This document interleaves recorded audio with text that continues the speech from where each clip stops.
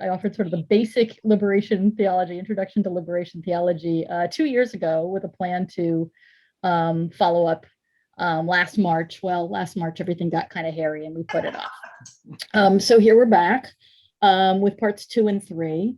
And I didn't anticipate that it was going to be that much. But as soon as I started putting together liberation theology as part of this sort of religion and social change occasional series, I thought, I can't possibly take in Black and feminist and womanist and ecofeminist and queer and all these sorts of liberation theologies. So I just did the basics. So I'll give you tiniest little recap of that. I want to just say, please, this is very lecture-y, the first big section. So please just interrupt with questions and either just of clarity or what about this?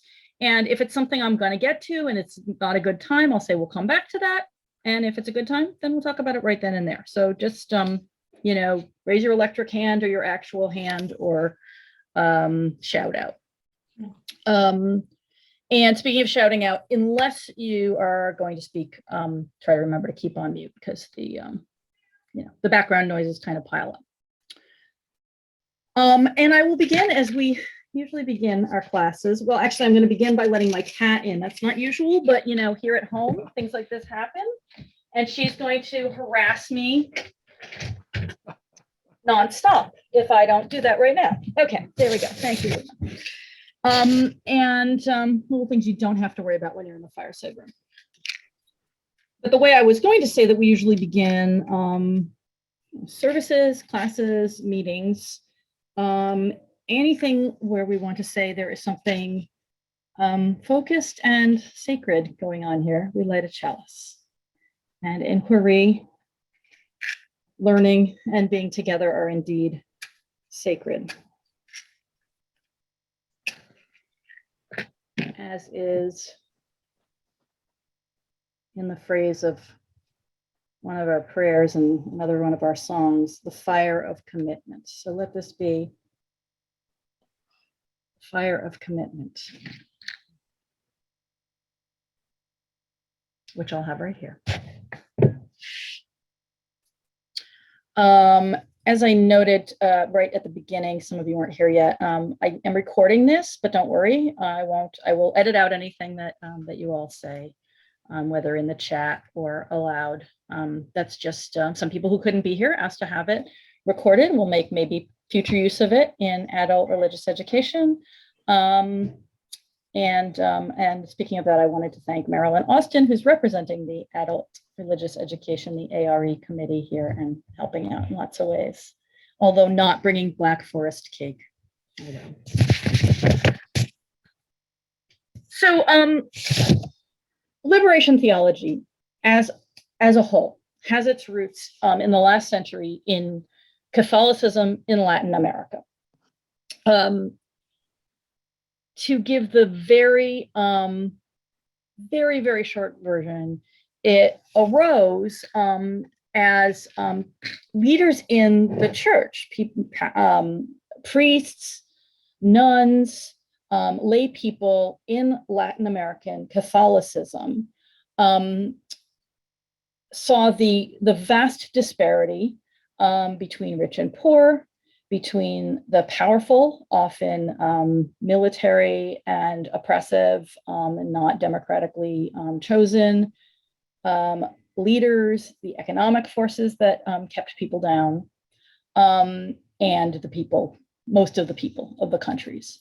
And they saw a tension there between the theology that they were preaching, the theology that was implicit in their religion, and the situation of the people. Maybe that's not how Catholicism first came. It came as a colonial and a colonizing power. And no doubt some of the people who brought it thought that this was a very good way of keeping the natives in their place and then the poorer people in their place. But within the religion, many people saw the seeds of liberation. And they said, Jesus and Jesus' God are on the side of the poor. in any situation. And the phrase "a preferential option for the poor" comes up again and again in liberation theology. If you're going to say anybody was the parent of liberation theology, it would be Gustavo Gutierrez, who was a Latin American priest and theologian. So I just want to acknowledge that irony right there, because we'll see it again and again, that liberation theologians and other people who may or may not call themselves liberation theologians, but who I see as being in that tradition in tonight's movements, Black theology, feminist theology, Mujerista, and womanist theology, they acknowledge that religion is often the creator and enabler of oppression, and that theology, which is sort of the thank you, Emma. Theology, which is sort of the handmaiden, the supporter of religion, also creates and enables oppression. Really, that's their starting point. They're criticizing religion from within religion. And so a tension that arises again and again in these movements is how much to draw upon the tradition they're coming from, which in the vast majority of the cases I'm talking about here tonight is Christianity. How much to draw upon that tradition, how much to reclaim it, how much to reinterpret it, how much to reject it, and question its very roots. Maybe it's not, maybe it's beyond saving. Maybe you can't find liberation there. Or they don't think it's has a liberative power for people. And the people whose snippets of whose stories I'm talking about tonight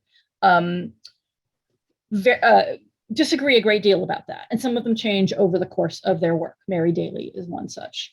What they all have in common is the conviction that theology must be liberating at its core, that it isn't doing what it ought to do if it does not have the project of helping people be more free.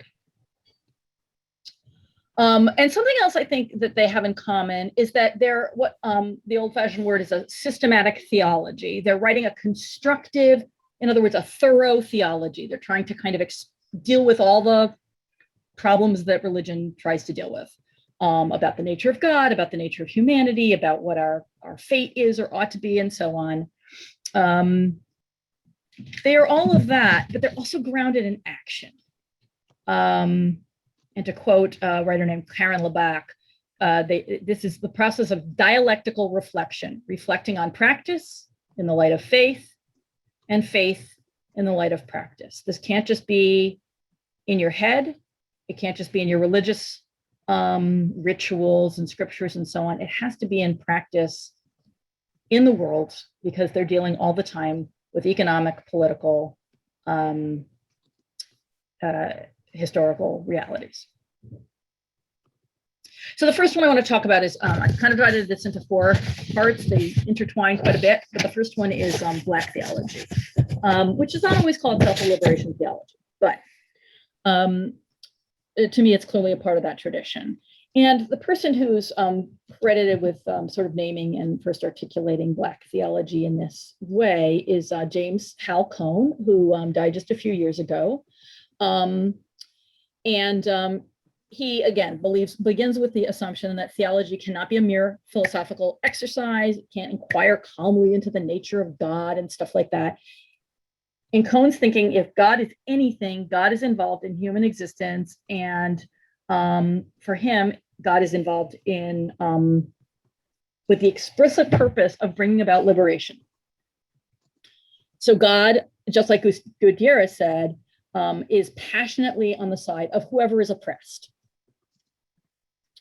So this is from Cone's Speaking the Truth. I'm going to be quoting from these folks a lot because they said it beautifully. As ambassadors of Jesus Christ, Christians have no choice but to join the movement of liberation on the side of the poor, fighting against the structures of injustice. Faith in Jesus Christ, therefore, is not only an affirmation that we utter on Sunday morning, in Sunday worship and at other church gatherings. Faith is a commitment. A deeply felt experience of being called by the Spirit of Christ to bear witness to God's coming liberation by fighting for the freedom of the poor now. Now, specifically for Cone, in our time and place, the poor, the oppressed, that meant Black people. He's speaking as an African-American man to African-American people, and this was in the late, mid and late 60s that he was first articulating these thoughts.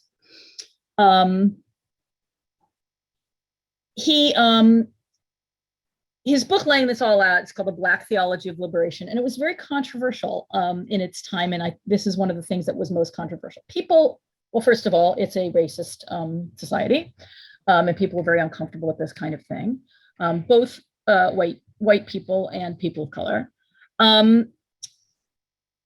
But also, at the time, there was the movement of Black Power that made white people even more nervous and some Black people nervous. And in another book, he talks about Black Power and Black theology. And one of the conclusions that Cone draws from this, no doubt deliberately being inflammatory, although I don't think this is nearly as controversial now as it was 50 years ago when he first articulated it, the idea of God as Black. So here's what he says about that. The Blackness of God means that God has made the oppressed condition God's own condition. This is the essence of the biblical revelation. By electing Israelite slaves as the people of God, and by becoming the oppressed one in Jesus Christ, the human race is made to understand that God is known where human beings experience humiliation and suffering. Liberation is not an afterthought, but the very essence of divine activity. Now, if you're familiar with the whole idea of the incarnation, that the traditional Christian theological idea that God incarnated God's self as a person in Jesus, that makes a lot of sense. Why? Who does God choose to be? God chooses to be humanity, and specifically suffering humanity, in order to free us. Something else that Cone said that ruffled a lot of feathers is that God's love and concern for us are intimately intertwined with God's anger. He says, a God minus wrath seems to be a God who is basically not against anything.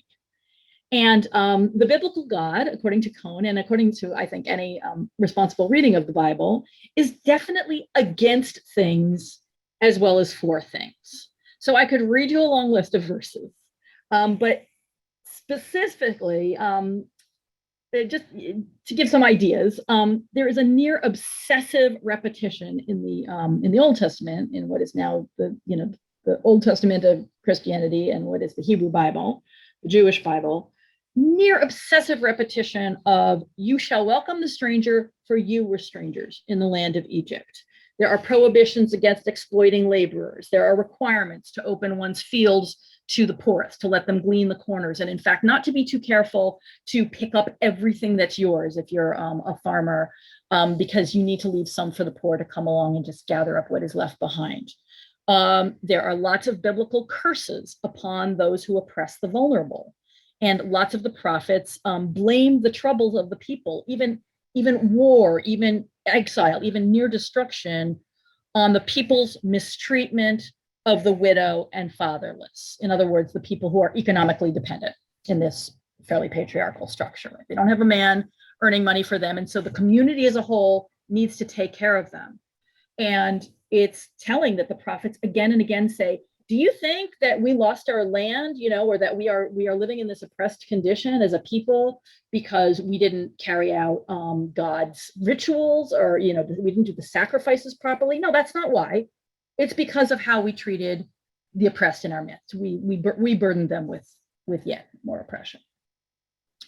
And so there's an anger to that. God is angry on behalf of the oppressed. So Cone says, is it possible to understand what God's love means for the oppressed without making wrath an essential ingredient of that love? What could love possibly mean in a racist society except the righteous condemnation of everything racist? In his view, most theological treatments of God's love fail to place the proper emphasis on God's wrath, suggesting that love is completely self-giving without any demand for obedience. So Cone is responding to both white and Black religion, and religion, Christianity was then and has been for most of its history in this country extremely segregated. Churches tend to be mostly white or mostly Black, or now many other ethnicities as well. But he's responding to what he sees as too much of an emphasis on love and patient care and so on. And he says, no, divine anger on behalf of the oppressed is a part of this. Well, of course, once you've written something down in theology, there are other theologians to come along and criticize you. So Black theologians, including Cone, and I'm just using him as one example. There's so many Black theologians of his era and beyond. They come in for their own criticism, and I'll just share two of those possible criticisms that are also they're criticisms made from within the world of Black theology and from within the world of liberation. They are seeking to be liberative as well. One is from non-Christian Black theology. William R. Jones, another one who died just a few years ago, one of the foremost Black humanist atheist theologians ever in our history. He says, I and the Black theologians whom I critiqued in his book, his book is called Is God a White Racist? And this is from his preamble to the second edition of that. I and the Black theologians whom I critiqued are wedded to a common purpose, finding an effective way for Black America to affirm its humanity in an environment of racial oppression. In his view, however, the Black theology that Cone was talking about and others were talking about, that they say we're going to revisit this idea of divine love, of divine wrath, and bring that idea of God is on the side of the oppressed right up to African-American life today. Black people in a racist, oppressive world and country. In his view, that Black theology, that Christianity-based Black theology, was incompatible with liberation theology.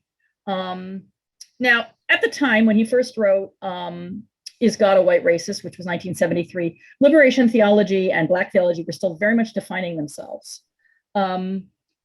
Jones writes, this humanist atheist theologian writes, liberation theology's point of departure is a context where oppression is already institutionalized and legitimated. It surfaces primarily as a religious protest against the misuse of religion to establish and maintain oppression. And he goes on to say, liberation theology concludes then that within a concrete situation of oppression, there are two and only two broad classes of theologies. You have guardian theologies that undergird oppression and goading theologies that undermine oppression. And he really uses this book, Is God a White Racist, which is at our church library, to argue, your God can be on the side of Black people and other oppressed people. God can be the Black, the suffering servant in biblical language, or God can be playing the role of the white racist. And the way Christianity works, in his opinion, God is in charge of all this. This is a very, very simplified version, but God created this world. God created this system in which Black people are on the bottom. So as long as you have this theology, a Christian theology that upholds that version of God as having created this whole system, you can't have it both ways. That God is actually implicitly on the side of the oppressors. So that's Jones' criticism. He says you're trying to do liberation theology, but really you have agreed to a basic, to an axiom that leads to oppression, which is that this God, there is a God who's in charge of this whole thing, and we should worship that God. By this whole thing, I mean, the universe, the world as it is. And I'm not even going to get into this except to just lift up the book a little bit, literally lift up the book, prophesy deliverance. When you make it a verb and you spell it with an S and you pronounce it prophesy, that's an early book by Cornel West, and we still know is working as a public intellectual on religion and other issues now. He brings a Marxist perspective. And in his view, that Christian theology, including Black theologies, are not sufficiently critical of the structures in which we find ourselves. And for a Marxist, that's historical and economic and political structures. So there's lots more to say about West's concern, but my text got long enough here. So I want to move on to feminist theology. And again, feminist theologians really, they have a certain common project, and they also disagree widely among themselves about how much this tradition, again, usually the Christian tradition, although I'll get into Jewish feminist theology a bit, how much it's salvageable, how much it can really be liberating, and how much we need to scrap it or leave it. So one of the people who really first articulated feminist theology within Christianity was Rosemary Radford Ruether. I just want to say first just how she defines feminist theology. So you can see that it's a liberative theology. She says the critical principle of feminist theology is the promotion of the full humanity of women. Okay, very simple, right? But you notice it's action, what in theological language often gets called praxis, like practice. It's not just a belief in the full humanity of women, but the promotion of that status. That's what this theology is for. So there's so much to feminist theology, but I just want to pull out one thing in particular. That in feminist theology really talked about how images of God matter. They matter in how much we are freed or else oppressed by the religion in question. Whether, like in Joan's words, it's something that undermines our oppression or something that shores up our oppression. So it takes, obviously they're taking as given that women in general are in an oppressed position, that this is a patriarchal society, and that theology needs to address that. And one of the ways it does that is through images of God. So feminist theology helped to illuminate the ways in which religion envisioned God in a certain way, namely, usually male, often a king, a father, and a particular kind of father, and that all of that propped up certain human power structures, namely the ones that oppressed women. And you can find out just how deep that runs if you try to stop using male language for God in a Christian church. People just lost their stuff, right? You start to say, okay, well then, God is an invisible force, and God is not human, and God certainly doesn't have genitals or chromosomes or any of that, right? So we don't have to call God he. God is a queen as much as a king. God is a woman as much as a man. Wow, that got a lot of resistance. And feminist theologians pointed out, wow, you seem to be worshiping perhaps maleness, a very particular kind of maleness. So one thing that feminist theology tries to do is dig up, hey Mary, I've seen you there for a while, good to see you. Dig up and bring forth other images of the divine. So for example, Mercy Oduyoye in a book, in a story called, article called The Experience of God Through the Eyes of an Akan Woman. Akan culture is mostly Ghanaian and that part of Africa. Yeah, Edie. What time period are we in? We are in the 70s, mostly. Okay. Yeah, when this comes about. Thank you, 1970s. Liberation theology really got cooking in Latin America maybe about 20 years earlier. And people, the Black theologians who were calling upon that, like Cone in the 60s, they might not have been literal, consciously drawing on Gutierrez and so on, but that's very much in the air. And no doubt, encouraged by things like Vatican II, the Second Vatican Council in the 60s, which shook up the Catholic Church quite a lot. And the irony is rich that a very, very conservative and patriarchal tradition like the Catholic Church was the place where this grew up. So Mercy Odeyoya comes along to talk about, well, here's another image of God. God is Nana, in her words, the good parent, the grandparent. Some say he is father, others say she is mother, but the sentiment is the same. Nana is the source of loving kindness and protection. Now, loving kindness and protection are definitely some of the attributes of God in the Christian tradition as well. But there's also lots and lots of God as jealous, vengeful, warlike, and she's saying, you know, you could have a different image of God. In fact, we Akins do have a different image of God. And then, you know, sometimes there's a much more egalitarian and empowering idea of God buried even in Christian tradition. But our interpretations, traditional theologies interpretations of it, bend over so far to deny it that they just absolutely reverse it. For example, I cannot find this verse. I remember hearing this and it made a huge impact on me, but I can't tell you what verse of the Bible it is. There's a verse in the Bible in which a literal translation would be, God is talking to the people and God says, I labored to bring you forth. Okay.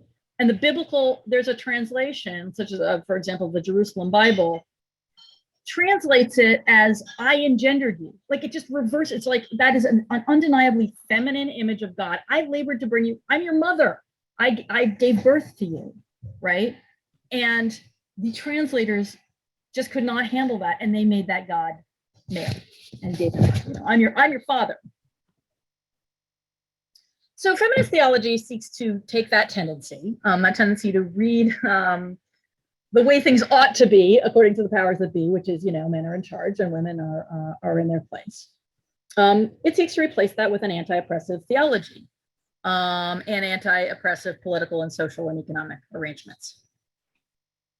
So one of the foremost early, again in the 1970s, she was when she was first writing, Jewish feminist theologians, Judith Plaskow, this is a quote from Wikipedia, has continually insisted that it isn't enough to put women in traditionally male roles. Rather, we must reimagine and rebuild the system from the ground up. So, you know, like Black theology, feminist theology varies a great deal, but like Black theology and other liberation theologies, it does not wish to just invert the power structure. It wishes to change it. So what Gustavo Gutierrez called the preferential option for the poor, God's preferential option of the poor, does not mean that the poor in the new world, the world that God brings about, the poor are now going to get to bully the rich. You know, we'll have new oppressors. What it means is a radical revising of society so that we are not divided into the powerful and the oppressed. That's the vision.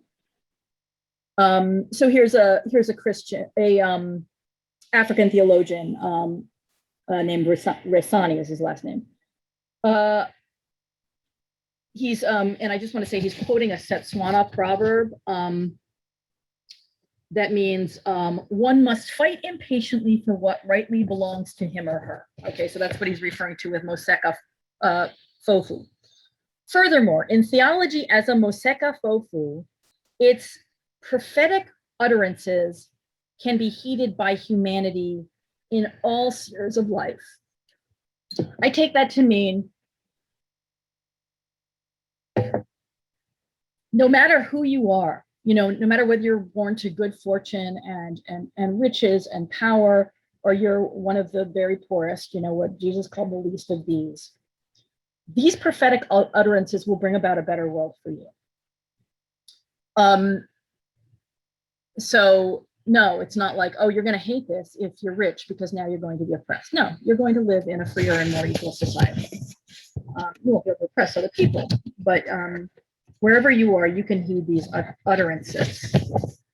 So that proverb, one must fight impatiently for what rightly belongs to him or her, that's about a struggle for justice, not ascendancy. It's not a reversal of the power structure, it's an evening out so that no one has the power over another person to deny them what rightly belongs to them. So, what must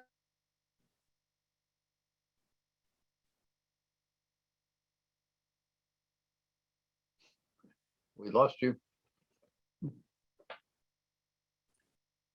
It seems to be working on the rest of us.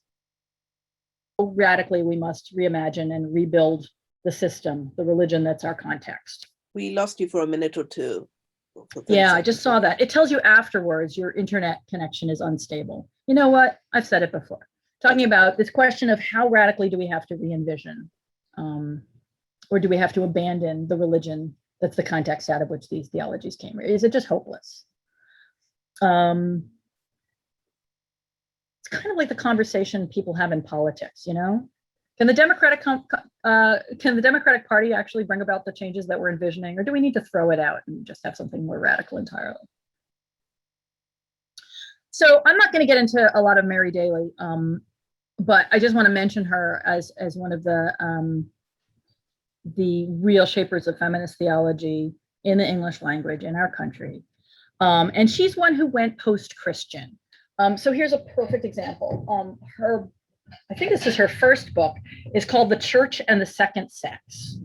Now this is a later edition. So it has, with the feminist post-Christian introduction and new archaic afterwards, that's sort of part of her wordplay by the author, Mary Daly. Like when she first wrote this, she had this thought that Christianity could be a feminist theology. When she came, by the time she came back to it, she said, no, I'm post-Christian. I don't believe Christianity can truly be feminist. And she just got more and more radical as she talked about that. Actually, it's really funny because she spent her entire career at Boston College, which is a Catholic university. It's a Jesuit university. She's a professor there. And so somebody asked her at some point, said to her in a Q&A after a lecture, you're preaching this radical departure from Christian theology and you're in a Catholic institution. And she said, I know, and they don't know how to get rid of me. So, there she was right in the belly of the beast with tenure. So they were stuck with her. So, Amy? Yeah. I mean, if someone is inspired by, wanting a church that doesn't give them oppression, are there churches that have been found worthy? Mm-hmm. That's a really interesting question. I think a lot of feminist theologians turn to goddess religion and try to, literally kind of archaeologically excavate what they saw as a pre-patriarchal time. Whether that really existed in human history is a matter of a lot of debate. There's a lot of evidence that there have been matriarchal cultures, for example, or near egalitarian cultures. So some people are trying to, with paganism, they're trying to recreate that. And they're trying to say, let's go back to beforehand and pull out a more earth-centered and egalitarian theologies. And then a lot of people rework traditions. Some people would say, for example, that the Unitarian Universalists are post-Christian. Obviously, we came out of Christianity. Are we thoroughly post-Christian? Or we're certainly not thoroughly post-oppressive. We still, have our own oppressive tendencies that we're constantly trying to purge. But have we developed a critical enough attitude to the religions we draw upon to be liberative? I'd love to know what you think. Let's come back to that though. Let's see I'd love to know if people here find that there are sufficiently liberative traditions out there. Hey, Sally. So I want to give a lovely example and to show that this is not all Christian theology. Judith Plaskow is a Jewish feminist theologian. And just give us an example certain approach to reinterpretation. So she has done that with Lilith in an article, more like a story really, called I think The Coming of Lilith. I've lost it somewhere. So there's this traditional Jewish story in which Lilith is a kind of demon. And she's not a character you hear a lot about, but in Jewish tradition, she's there. I'll tell you more about her in a minute. And Plaskow, as a feminist theologian in the Jewish tradition, thank you, The Coming of Lilith, thank you, Plaskow, thank you, Emma, is she's telling the same story, this traditional Jewish story of Lilith, but she's inverting the traditional patriarchal interpretation. So both tellings agree that Lilith was Adam's first wife, that she would not submit to being subordinate to Adam. So Adam asked God to banish her from Eden, and God agreed. And that God then created Eve, who was more compliant. Okay, so far, the traditional, very patriarchal interpretation and Judith Plaskow's interpretation are on the same page. And then she writes this piece. So this is just a little piece of the story she tells. Meanwhile, Lilith, all alone, attempted from time to time to rejoin the human community in the garden. After her first fruitless attempt to breach its walls, Adam worked hard to build them stronger, even getting Eve to help him. He told her fearsome stories of the demon Lilith, who threatens women in childbirth and steals children from their cradles in the middle of the night. The second time Lilith came, she stormed the garden's main gate, and a great battle ensued between her and Adam, in which she was finally defeated. This time, however, before Lilith got away, Eve got a glimpse of her and saw she was a woman like herself. By the way, I have a book that this is reprinted in that I can lend to you anytime. After this encounter, seeds of curiosity and doubt began to grow in Eve's mind. Was Lilith indeed just another woman? Adam had said she was a demon. Another woman. The very idea attracted Eve. She had never seen another creature like herself before. And how beautiful and strong Lilith looked. How bravely she had fought. Slowly, Eve began to think about the limits of her own life within the garden.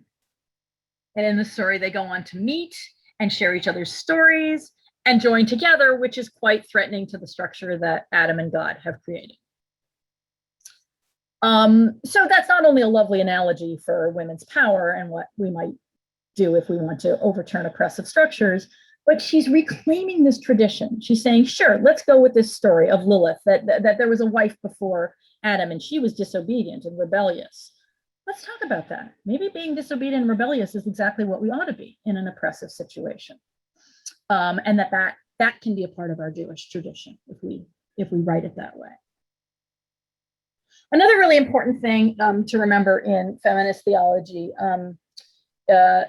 vis-a-vis Christianity and Judaism is written up by a woman named Annette Daum in an article called "Blaming Jews for the Death of the Goddess." She's urging us to be careful not to import old patterns into liberation theology. So traditional Christian theology can sometimes be downright anti-Semitic and or anti-Judaism, meaning it's not hostile to the people, the Jews per se, but it's hostile to the religion. So for example, it makes charges of deicide against Judaism. You know, Jews in the biblical telling killed Christ. Something that's gotten a lot of Jews killed by anti-Semitic Christians over the centuries. But that many theologians say, well, we don't want to kill any Jews, but it's right there in the text, right? There's an attitude in Christian theology that says that the Jewish God is oppressive. It gives, and this is true sometimes of liberation theology, Jesus has sole credit for new developments. So there's like a whole sort of stereotype of the Old Testament as a religion of laws and the New Testament as a religion of love. So there's a germ of truth in that, like most generalizations have a germ of truth, but it's still a generalization and it's a harmful one, which ironically has justified Christian hatred of and violence against Jews, despite the idea that they're supposed to be a religion of love. So feminist Christian theologians, and even feminist theologians, or sometimes they call themselves theologians, goddess studiers of goddess traditions and other pagan traditions, they can carry that tradition, that anti-Judaism forward by, for example, describing pre-Jewish religions as matriarchal, egalitarian, and goddess worshiping. And then the Jews came along and invented monotheism, and that's a claim that Jews often make. Oh, we were the first ones to bring along monotheism, right? And this feminist criticism says, you know, they invented monotheism, and along come patriarchy and hierarchy and a lack of equality, and God is now a male who's being worshipped. And that's how she came to her title, blaming Jews for the death of the goddess. And something else that feminist theologians can do is interpret Jesus' teachings of respect for women and Paul's teachings, such as in Christ there is no male or female, as new, instead of saying, you know, they got some of that from Judaism, such as Judaism's attention to the care of widows and gleaners who are mostly women.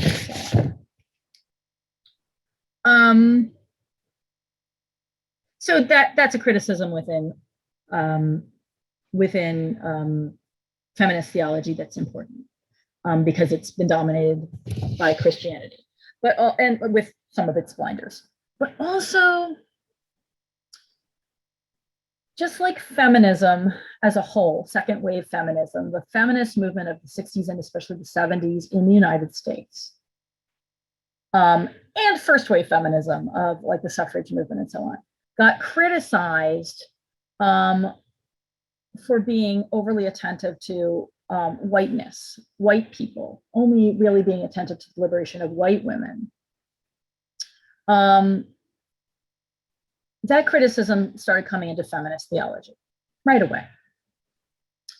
William R. Jones, who I was saying was critical of Black theology, because he said, you know, they call it Christianity, but it's often whiteianity. They're really worshiping a sort of whiteness. Feminism in theology is all too often whiteism. So I had a very personal realization about that when I was putting this together. 27 years ago now, when I was working on MA exams, master's exams, the way it worked in my university is you had to meet certain requirements with the exams, but you put together a reading list and created what is going to be the matter of this exam. And one of my exams that I put together, the reading list with my advisor, was feminist theology. And when my advisor and I created this reading list, as far as I can recall, everyone on the reading list was a white US American. Rosemary Radford Ruther, Elizabeth Schussler Fiorenza, Mary Daly. And I'm reading that now and I'm reading this work now and I'm thinking, what the hell was I thinking? What was she thinking? You know, it's just amazing the blinders you have on. And I had on anyway. And, the optimistic way of looking at that is things have changed. And I now look at that and I think, what the hell? We have a lot of people who are missing here. All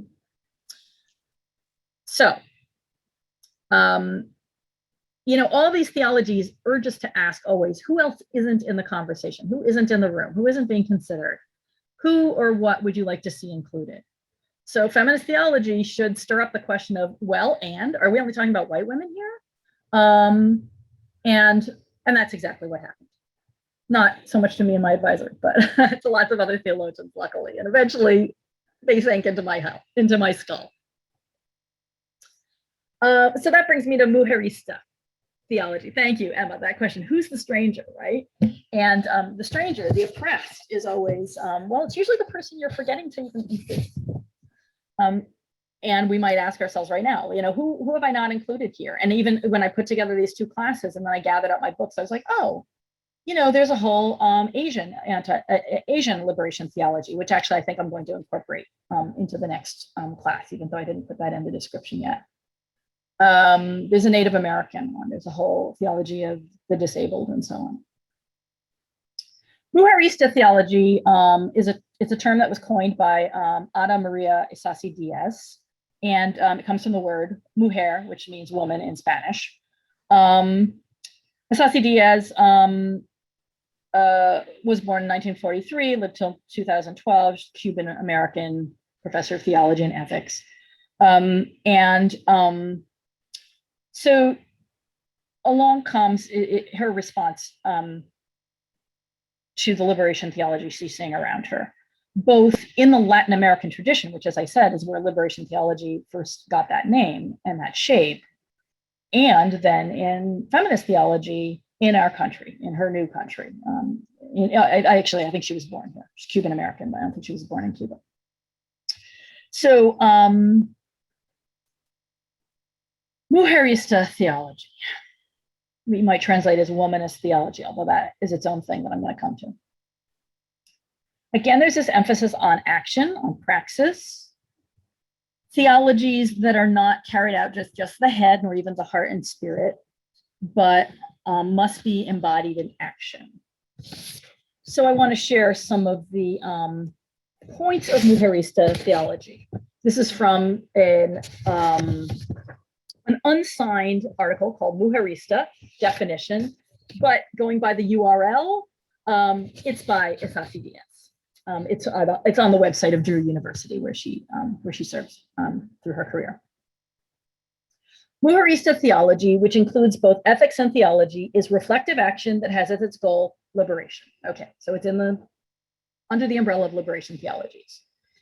It does so in several ways: by helping Latinas, explicitly focused on Latina women, to understand the many oppressive structures that almost completely determine their daily lives and encourage them to seek to radically change them, rather than to accept or suffer them or make small changes. Theologically, this means helping them to find God in their communities and their daily lives, and to see as sin the structures that hide the divine from them and that add to their oppression. This is a reversal, because oftentimes, in her view, Latinas are made to think that acting for their own liberation is itself sinful. They're supposed to be obedient. They're supposed to be a step behind. They're supposed to be unquestioning of authorities in the church, which are, of course, male. This is mostly the Catholic Church. There's a centrality in Mujerista theology of, in Spanish, lo cotidiano, which is daily life, which doesn't just mean domestic life, but common sense, the sort of ordinary flow of life for most people. People who are not in the ivory tower, people who are not in a religious vocation, just people living their lives.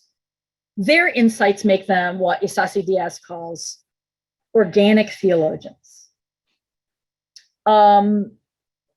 She says Mujerista theology will help women define their preferred future. Like, what will a radically different society look like? What will it be its values and norms?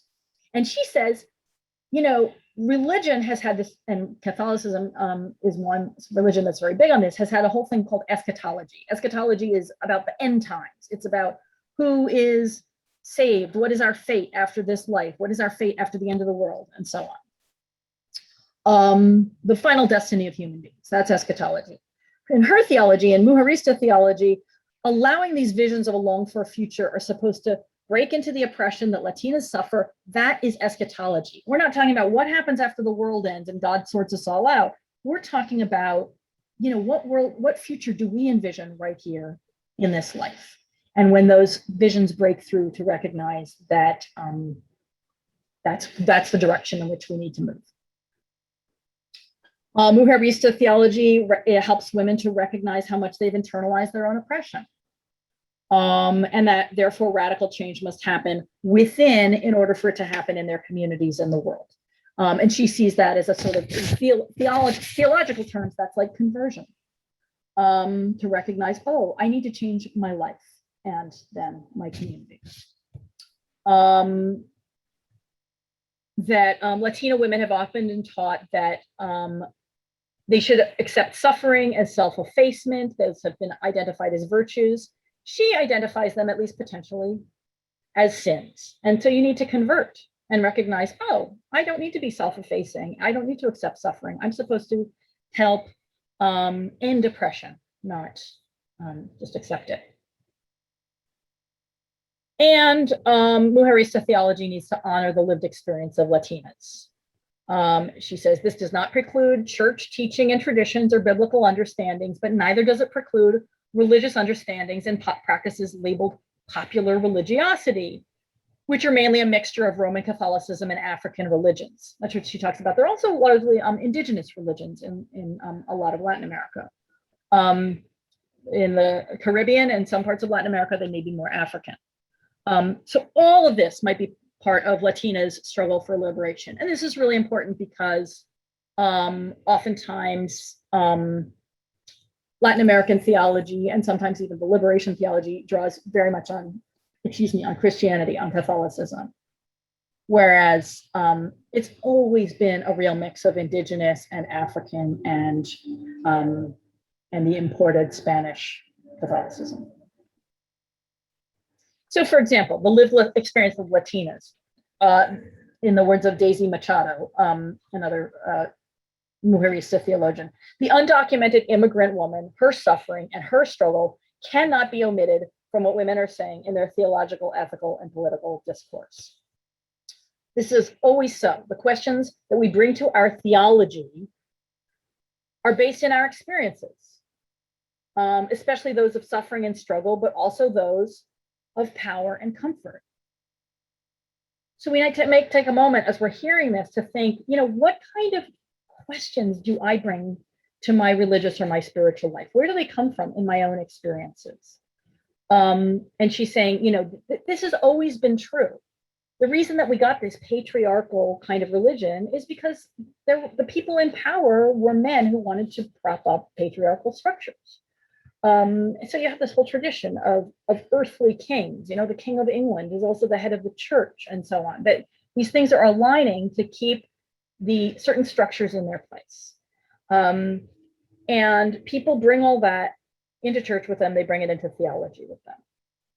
And when the oppressed, the poor, in Mujerista theology example, Latina women, bring their experience in, you get a serious shaking up.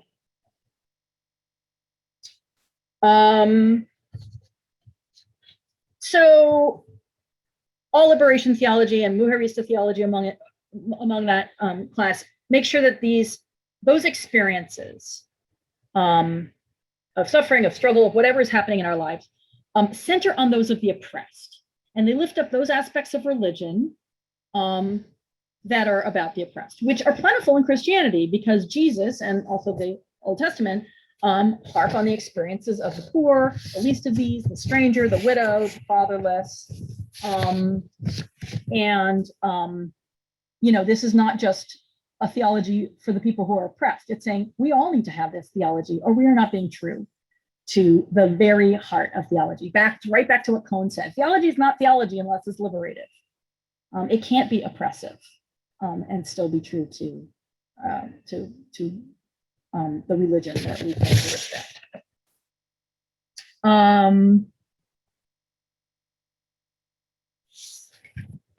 Something else that comes is interwoven in some Mujerista theologies, the concept of mestizaje, which is, again, a Spanish word that means fusion, crossbreeding, cross-pollination, mixture. A mestizo in Latin America is a person who's of mixed race. So usually that specifically means a mix of Spanish and indigenous heritage, but more broadly, mestizo means any kind of mixture of two things that are often regarded as separate or even opposing. So this concept of mestizaje, of fusion, Mujeristas see great power in those circumstances, in being a mixture. And when you consider the moment we are in history, you can see why, because so many of us, if we're honest about our roots and our situation, we're living in a mixture. We're living where things combine and overlap. We're living in Borderlands. And Borderlands is the name of a really important book by a theologian named Gloria Anzaldúa. It's although this quote is from a different book of hers, Making Face, Making Soul. But her one of her books is called Borderlands, La Frontera, which means the frontier, the border in Spanish. She says, the future will belong to the mestiza, It depends, the future depends on the breaking down of paradigms. It depends on the straddling of two or more cultures. By creating a new mythos, that is a change in the way we perceive reality, the way we see ourselves and the ways we behave, la mestizaje, creates a new consciousness. So she's talking about Latinas as people in between, people who are across, people who straddle two realities. And they do that in lots of different ways. They're female and they live in a patriarchal church and a patriarchal society. They are Latina and part of an Anglo culture if they live here in the United States. They are indigenous and European. They're the living embodiment of syncretic religion, which is religion that draws on lots of sources, which most religion does. Whether it's really honest about that or out of touch with its roots varies quite a bit. And the Virgen de Guadalupe, the Mexican matron saint, I should say, you see her all over in Latina culture, the Mary kind of looking down and often has like demons and angels at her feet. She's a syncretic, she's a mestiza figure. She was seen in a vision in Mexico by an indigenous man. And she's like an indigenous woman, but she's Mary, the mother of God in Catholicism. So that's really powerful. And, if you just think about the titles of the books that are written and edited by Anzaldúa, this is there. Her first was called This Bridge Called My Back. And then there's Borderlands, La Frontera. They're both about places where two or more things meet, a bridge. Things are connected, things meet at a border. And they're about those not being, in intersectionality, if you're aware of the idea of intersectionality, there's this idea that those can be double oppressions or multiple oppressions. But she also has this idea of, these are the people who bridge things or the people who live at borderlands have this transformative power. They are the guides we need. Because we all need that process of bridging, of crossing borders, of understanding our multiple identities.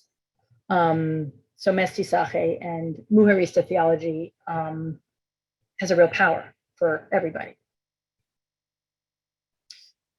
Which brings us around to womanist theology. And this is just a few more minutes and then we'll all stop. So womanist theology, this is interesting. It's actually, I talked in my description about how we talk about Eleanor Hudson Weems. Actually, I decided I had other people I wanted to quote on her, so on womanist theology. So you can look her up if you want to learn a lot more about it. This is interesting because this was not coined by theologians. It was coined by a writer, a novelist and short story writer, as well as essayist, Alice Walker. So she coined the term in her short story, Coming Apart, womanism. It's a response to the inadequacy of first and second wave feminism, which frequently left Black women out and women of color out in general. Either as a strategy, we can't bring along your concerns. We can't push our sexist, racist culture too hard. So, you need to wait because, bringing your struggle along with us is going to hold us back. White women first, and then we'll bring you along. There's that strategy, but then there was also a belief that Black women weren't sufficiently feminine or female, and other outright racist views, or some combination of these. One way or another, feminism was dominated in this country by white women. And so Alice Walker is asserting that feminism is thereby incomplete, and she proposes instead womanism. So here's a quote. From an essay in a book called In Search of Our Mother's Gardens. A womanist is a woman who loves other women, sexually and or non-sexually, appreciates and prefers women's culture, women's emotional flexibility, and women's strength. A womanist is committed to survival and wholeness of entire people, male and female. Sorry for the binary language. These are the times. In Search of Our Mother's Gardens, we're now in the 80s. A womanist is not a separatist, Walker says, except periodically for health, loves struggle, loves the folk, loves herself regardless. Womanist is to feminist as purple is to lavender. Well, theologians picked up this term and ran with it. And one of them who really articulated womanist theology is a theologian named Dolores Williams. So here's some quotes from her book, Sisters in the Wilderness, The Challenge of Womanist God Talk. So first of all, just like Black theology is founded in the concern for Black people, in this case, originally African Americans, so there's a whole Pan-African understanding and African diaspora understanding that I'm not even getting into. And feminist theology takes as its basis, the liberation of women and the full humanity of women. Williams states, womanist theology especially concerns itself with the faith, survival, and freedom struggle of African American women. It's not just concerned with that. It opposes all oppression based on race, sex, class, sexual preference, physical disability, and caste. And she's really insistent on transformation through dialogue. That is how we are going to defeat oppression, through dialogue. So she writes, womanist theology is usually non-separatist and dialogical. It welcomes discourse with a variety of theological voices, and then she lists them, including traditional ones. Womanist theology considers one of its primary tasks to dialogue with the church and with other disciplines. So this is one of the solutions to that tension. Not necessarily like this womanist theology is going to be, all a Christian theology, all within the church, but it's going to stay in dialogue with the church, even very traditional theological voices. I'll talk a lot more about womanism in the class 2 weeks from now when we get into the eco-womanist movement. Again, in my description, I put eco-feminist. As soon as I started reading, I said eco-womanist is what I want to talk about. So I'll leave that there to be continued. I've got a whole list of resources for further reading. I will, I'll send you a list of a lot of the things I've quoted, most of which are either on my shelf at the church or in the church library.